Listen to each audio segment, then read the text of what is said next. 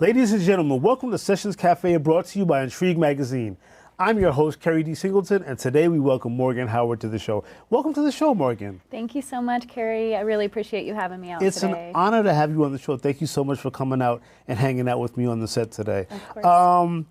We're going to get right into our interview. Let's go. First of all, I have to know, where are you from? I'm from Memphis, Tennessee originally. Memphis, Tennessee. Yeah, born and raised. I have to ask, as I've never been to Memphis, it's one of the cities in the country that I've not been to. Been to most, but not Memphis. Fried chicken, they say the fried chicken is...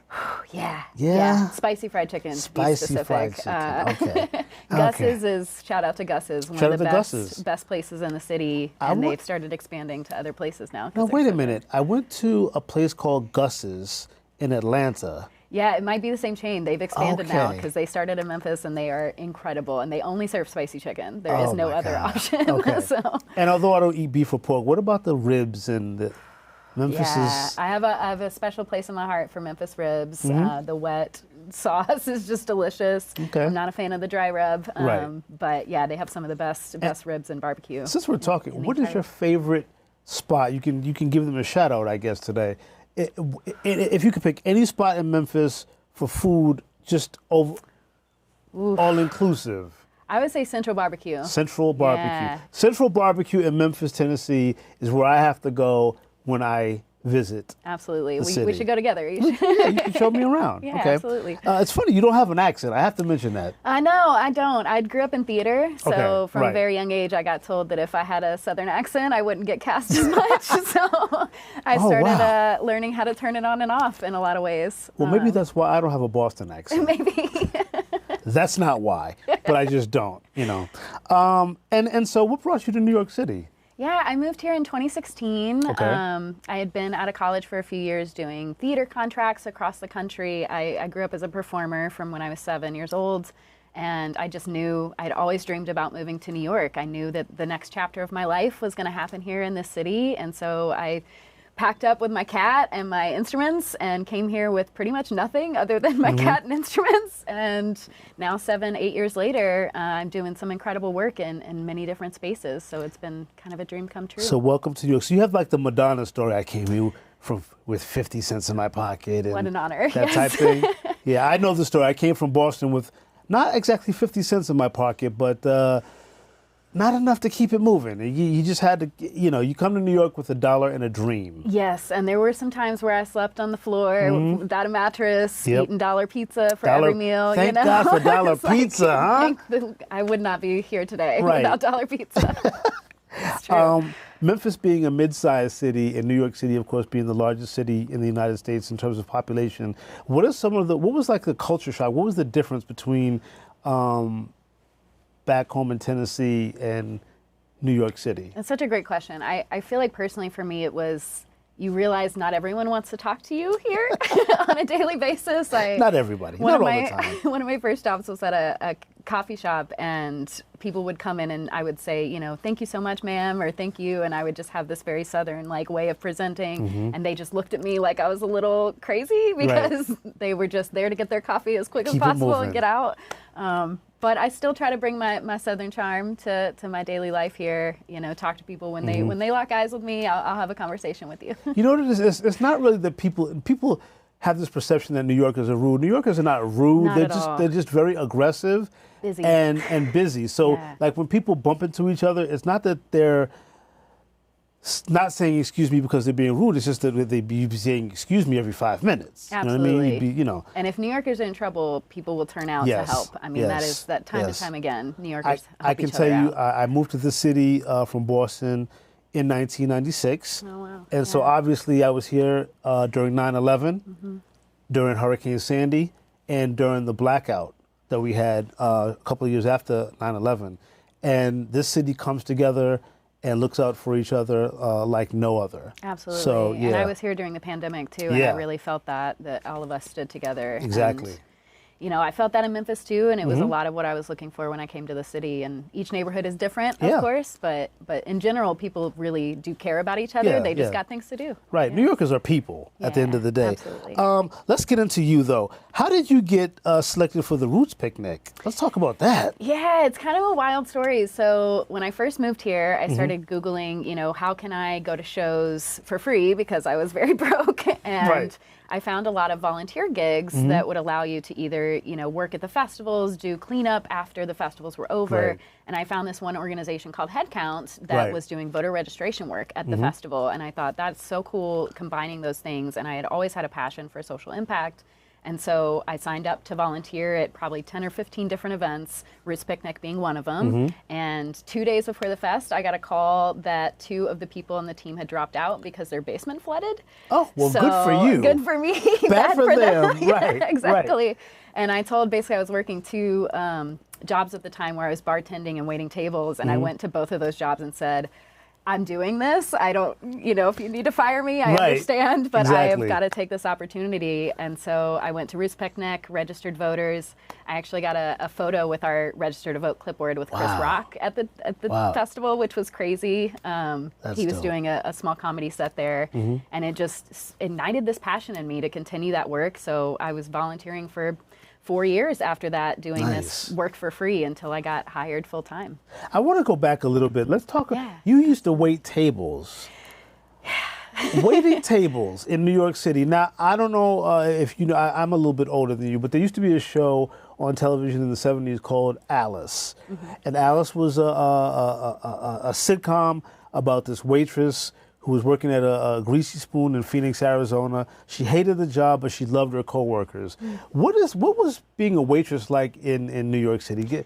Let's dig into that. It's please. hard. It's hard. I think most of the people that are in that industry would tell you it's a challenge. You're not only super busy all the time, you're working really late hours and then going back to open in the morning. So usually you're working till 3 a.m., going back at 6 or 7 in the morning. But also people are the nicest sometimes when they want to come get their, you know, lunch burger for an hour and they've got to get on that clock. And so I had been waiting tables since I was 14, 15 in Memphis, and it was a natural first job when I came here. You know, most performers wait tables. That's a natural story we hear all the time. But there was kind of one day where I was like, I don't know if I can do this anymore because I just wanted to have a deeper connection with the people I was talking to on a daily basis. And service doesn't really allow for that. You got to move quick. So. And on top of that, you're an artist. And there's one thing that has to be said about artists. We're always artists. You know, we're not just artists 9 to 5 or from 8 to, you know what I mean, 8 to 4. We're artists all the time in our hearts. And that's always going to be a driving force, no matter what we're doing to actually, you know, earn a living. The arts is always going to be, you know, our first passion. And what was your first passion when you first came to the city? What is it that you really, really wanted to do? Yeah, so I mentioned I've done theater since I was 7. So of course I came and started auditioning for Broadway right away. You know, off Broadway, just anything I could get my hands on. But not having a lot of money, that ended pretty quickly because you can't afford to just stay in lines all day and wait for a chance to sing, you know, for 30 seconds. So it's kind of why I decided to start getting into the industry in a different way and make a name for myself behind the scenes so that eventually when I wanted to come out with my own album and my own work, that I would already have these connections built and they trusted my level of work ethic too. And so, stereotypical question, Memphis country music? No, not at all. What genre Memphis were you? Soul, R&B, very like indie folk songwriter stuff, but very influenced by R&B. It's one of my favorite genres of all time. So I have to ask you, who give me some names. Who are some people that influenced you in terms of music in general? Yeah, well, Kehlani's one of my favorite Okay. performers of all time. Okay. Obsessed with Kehlani. I have a signed poster in Oh. my room of her. Okay. She did work with us Wow. at HeadCount Okay. during the midterms, and where she gave away a signed poster for fans just for checking their voter registration. And you were at the So- top. You were at the front of the line. I was like, it was a dream come true Yeah. because I'd been listening to her for years. I love people like Leanne the Havas, Janae Aiko, like there's so many great artists out there doing this work now, and I feel like R&B is finally getting the spotlight it deserves. Yeah, you seem to gravitate towards artists with texture and depth. Storytelling Yeah. is big for me. Yeah. That's always Yeah. my number one. If you can tell a story, then you've got me. You've got me. Before we go to break, really quickly, what's your first album going to look like? Ooh, that's a great question. I don't have anything public yet, but I have always had this dream of producing kind of a series of 4 smaller EPs, and each Okay. one in a very different genre. Oh, so that's doing great. like an indie folk CD, Nice. an R&B CD, some rock, like harder rock stuff, Mm-hmm. and then maybe some like blues, soul stuff. I've always just wanted to kind of come at it with almost like the seasons of Yes, life. right. That we're all, as people, we have different seasons in us Mm-hmm. and different parts of our characteristics and personality to bring into art. And you want people to see different layers of who you are as a person, as an artist. Yeah, and Yeah. I've been influenced by so many people growing up, and especially musical theater, you learn from so many different genres, you're pulling from so many different types of artists. So that was always my goal, was to, the first project I put out, to have kind of these different pictures of my personality. Interesting. What would your first music video look like? I don't know. I need somebody to help me on the Okay. visual front. I've always been a dancer. Okay. So Oh, wow. I know that Interesting. I would Okay. Mm-hmm. love to have some visual, like shadow work with dance. I think there's a lot of power in like improvising with your own body and the shadows that you create. So there's something there in my mind, but I haven't quite figured out what that looks like. Would you shoot it in Memphis? Would you shoot it in New York? Would you shoot it in, I don't know, Tokyo? Yeah, I'd probably do it in Memphis, to Okay. be honest. I've always had this dream of going back home to record my first album, and my sister lives close by, Mm-hmm. and she's also a musician, and I've always had a dream of her being on the album too, so I think I'd have to go home to do that. Have you gone back to Memphis since you've lived in New York? You've been here since 2016 now. Yeah, Yeah. I started being able to afford to go back home in like Right. 2021, and now I go once a year. I go once a year to visit my family, and I also have some family in Texas too, so Okay. I try to get out there once a year as well. And so I don't, where I'm from, Boston is only 4 hours away. Close, yeah. But you being from Tennessee, it's a longer commute. Do you get the feeling when you go back home that it's still home, or do you feel like it's just someplace that you're familiar with? What's that like? I love that question. Yes and no. I think a lot of the people I grew up with are still there doing great work in the art scene. There's a very big theater community there, dance community, music community. But there is a part of me that now that I've been in New York for 8 years, this feels like home. This feels And like when home. I come back to the city, Yeah. I'm like, oh, thank goodness. I Right. can order food at 11 Right. p.m. and I don't have Exactly. to worry about it. Exactly. And I go back to Memphis, and I love Memphis, but like- I miss that bustle. I miss the hustle that's in this city, and the agreement that all of us here are trying to get our dreams Right. fulfilled. It becomes very addictive very quickly. Yes, Yes. absolutely.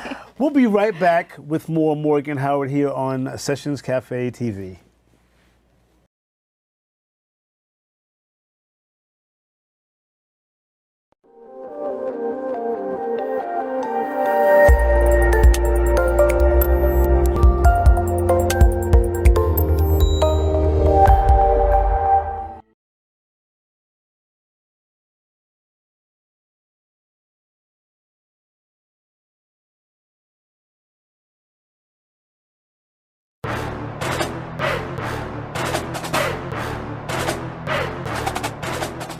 We need to get up today, not tomorrow, not yesterday, but today, that's right now, and start advocating for what we feel is right. To know that every election is about you, everything on the ballot is about you.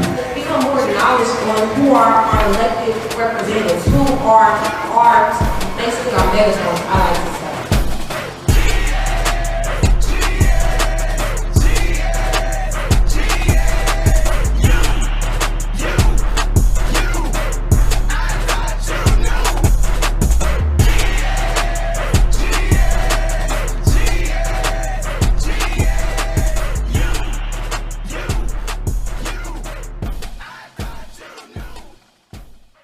Welcome back to Sessions Cafe. Morgan and I are sitting here talking about Gus's fried chicken. And now I'm salivating. You have to take me to Gus's. I have You to. have to. I'm pretty hungry sure now. it's the same one in Atlanta because they did have different branches and different franchises. So now I don't want to even think about anything other than chicken. Anyway, but we're going to move on. We're going to move on. I've got this pretty nifty shirt that you gave me. Head count. I like this. And a nice button. I hope that they can see it. It says vote. You're the Senior Artist Relations Manager for HeadCount. First of all, how did you get the gig? What is the gig? And tell us more about HeadCount. Absolutely. So when I first got to the city and I was volunteering, as we said earlier, I volunteered for Roots Picnic. I became a team leader shortly after that, which means that I was picking shows in the city to team lead for volunteers with and teach them how to register voters at these shows. I did that work probably 3 to 4 shows a week out of my free time after day jobs. And that was about 4 years. And then in 2016, I really started getting a sense of what I wanted to move forward with in that industry. And there was a role in 2020 that opened up right before the pandemic hit. It was like 3 months before the pandemic hit. Isn't that, everything seemed to happen right before. It was literally right before. And I got the job offer to come on as an artist relations manager. Awesome, yes. At the time, I had worked up from waiting tables at this wine place I was working at to a portfolio manager. So I'd already been doing a little client management in that space. So they gave me a shot. I had no real music industry experience on the business side, and they took a chance on me because of my great work in the field. And since then, I've helped talk to artist teams every day. I have helped secure touring with Lizzo and Harry Styles and Billie Eilish, Kehlani, Panic at the Disco, Earth Gang, you name it. I mean, there's so many artists, amazing partners that we've worked with, and this year particularly, we got Olivia Rodrigo to agree to have us on tour. So high five. I know that was a big one for us. Yes, high five. Wow, that was a big one. So what are some of the things you do at HeadCount? Let's talk about that. Yeah, so most of my days I spend on the phone, on Zoom, talking to, fun. I know, right? We're on Zoom too much. We all of us. love Zoom. Yeah. Yeah. And most of the people I'm talking to are parts of the artist team itself, their management teams or record labels, talent agencies. We have a lot of partners in the industry. HeadCount's been around for 20 years. Wow, I didn't know that. Okay. Yeah, they have a pretty established footing in the industry, and so my job was to come in and just keep pushing that envelope, bring on more and more diverse artists that are hitting young fan bases. We're always trying to tap into the 18 to 29-year-old group of voters that may not have heard about this growing up in school, or their parents didn't vote, but we can show up where they are at concerts and online, and it provides an opportunity to engage with people that might not have shown up to vote otherwise, but because they saw us at an Olivia Rodrigo show, now they're excited to go out and vote. Right. I met you at an ASCAP conference. I'm a member of ASCAP, proud member, and that's where you and I met at. So what exactly, how do you influence fans of musicians to get out there and make their voice heard? Yeah, so we have a couple of ways that we engage with fans on site. The vote pen that you're so lovely displaying on your fit right now, we do give those away for anyone that takes an action with us. So that means someone can come up to our table, they can check their registration, sign up for election alerts, and they get a free pen. So it's a really nice, easy transaction. People get something for free.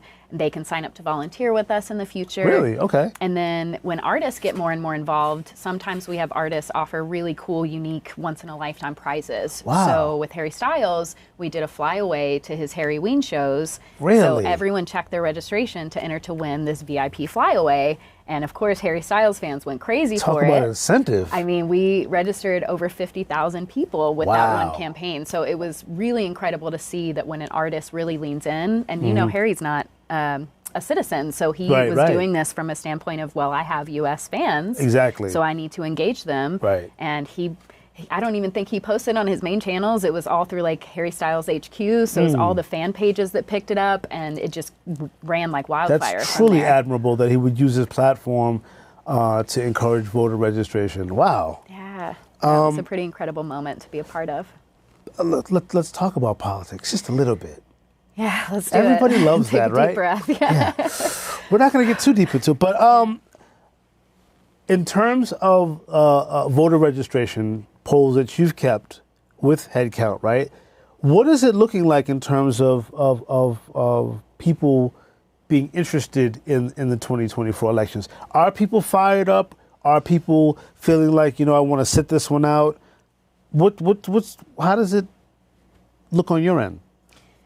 It's a great question. I would say it's kind of 50-50 right now. Okay. There are a lot of people that you feel it on social media. They're burnt out. They're tired of hearing about politics. They just want to, go to a show and have fun, or they just want to go out and with their friends and have a good weekend and not think about politics. Right. But what I always think about is some of these younger fans we see at shows.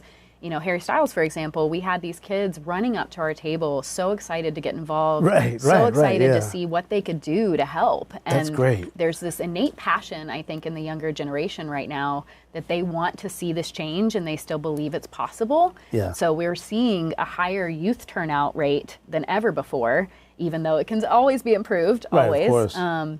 But what's really interesting about the work that we do is we consistently have about a 20% higher turnout rate from the people we engage with. Nice. And I really think that's because we're hitting people that don't necessarily identify with the party. Right. They don't, there's Exactly. nothing pushing them to get out to the polls. No incentive. So, there's no incentive for them. So the second their favorite artist is talking about, hey, you should do this, it changes something in their mind about it, or they had a great interaction with one of our volunteers, and all of a sudden it's, oh, well, I talked to Morgan with HeadCount, and I'm going to go vote because Morgan was cool. Like, there's this difference of the one-to-one peer interaction that really turns out people in a different way. So I don't know what to expect in November. I think we're all kind of wondering what's going to happen, but I know that young people are going to turn out bigger than ever before, and we actually have a goal of breaking the voter registration record for young people this year. So I was gonna say, what's the difference in terms of numbers from 2020 when you first started with HeadCount versus now? Like, are more people interested in voting or less people? Because you have the same two candidates. Yeah, and I would say more young people are interested, now? Honestly, because they're getting involved past just registering and voting. They're volunteering. They're showing up to the polls to work the polls. We had the highest rate of women and young people running for office after 2020. That's true. So it was really cool to see that shift. I hate that it takes these crazy times to make that happen, but I do still have a lot of hope, and that's a big thing to say right now. But I'm in this work every day, and I still have hope that we can move things forward in the way we want to see this world change around us, and the young people are gonna do it for us. So I'm gonna shift things a little bit. So, absolutely. Your thoughts on election 24?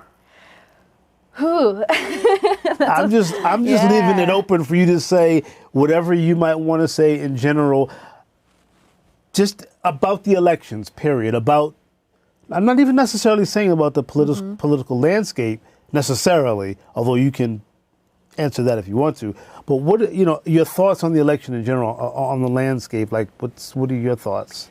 What I always like to say about moments like this is that voting is a tool in your tool belt. It is not going to fix every problem. It's not going to fix things quickly. Right. But you have to have that in your tool belt and always be showing up to every election, especially if you're not enthused with who's running. That's even more reason for you to go out and vote for the person that most aligns with you. Right. And then if you're not seeing that representation you want to see, maybe it's time for you to run for office. Right, It's important to start thinking about how can I step up as a person in my own community too, outside of just voting. So outside of just voting, I think the other tools are, volunteering, showing up in your community gardens and talking to people.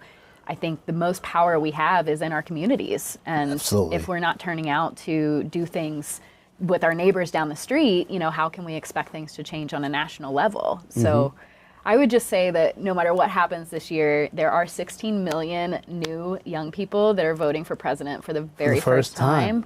So we have the potential to break the turnout record for young people. I think it's possible, and hopefully more and more artists get on board with our work and help us keep pushing that forward. I want to ask you, because there's a distinction clearly between local politics, that would be, municipal, state, congressional, et cetera, versus federal level politics.